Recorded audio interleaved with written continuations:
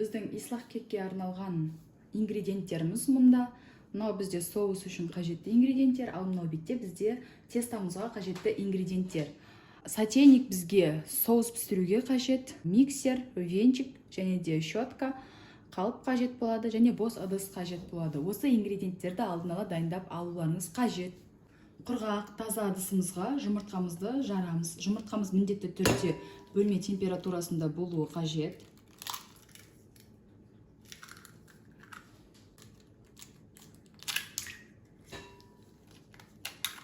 Жұмыртқамызға қантымызды қосамыз. Миксерлеп аламыз.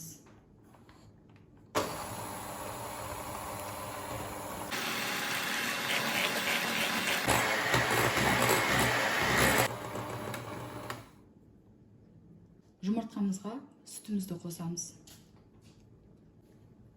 Және сұйық майымызды қосамыз. Венчикпен араластырып аламыз. Сағаттың тілімен араластыруымыз қажет.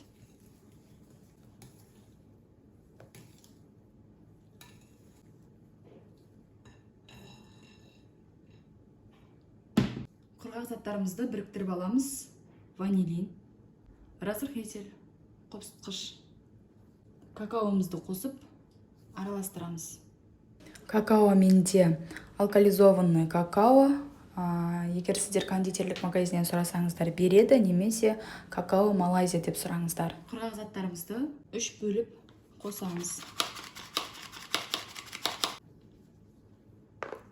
Сағаттың тілімен араластырамыз.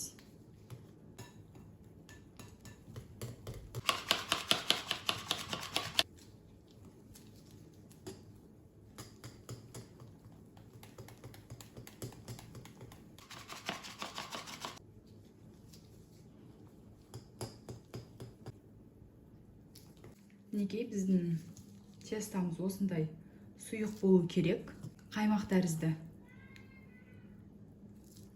Енді формамызға құямыз. Алдын ала формамды майлап алдым, құйып шығамыз. Кексімізді қызып тұрған пешімізге салып, пісіріп аламыз.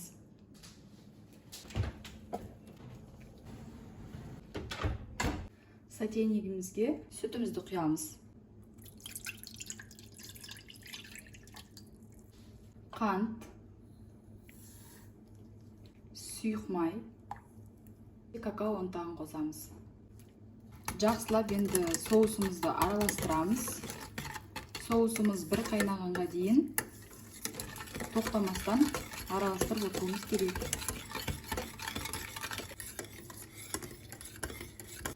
Соусымызды орташа отта бір қайнатып аламыз.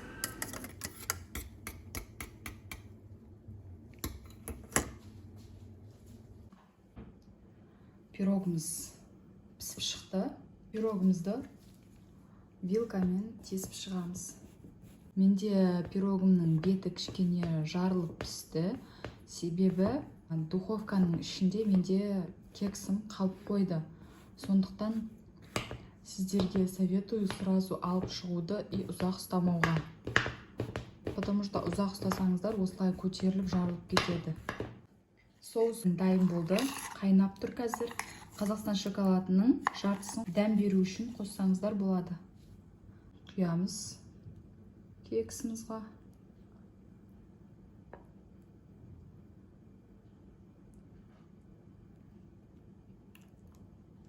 Мынау менде түбінде қалғандары қазақстанский шоколад қоюланып қалды.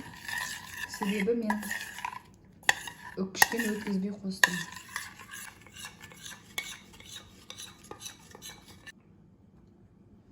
Мен осылай үстіне кішкене құямыз.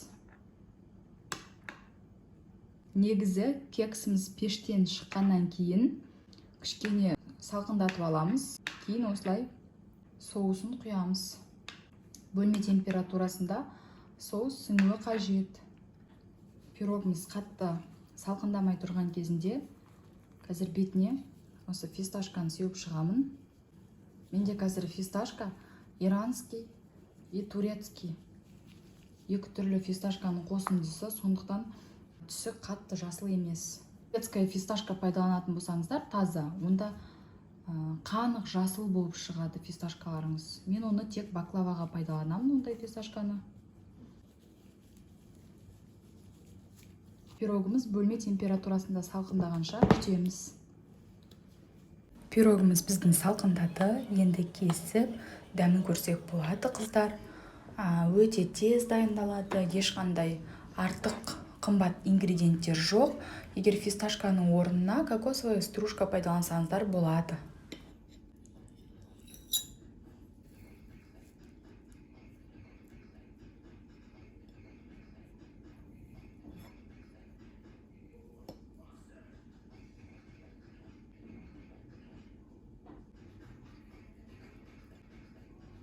Мынау пирогтың енді влажный болған, соншалықты жұп-жұмсақ. Не напрягаясь, жеп отыра бересің шаймен.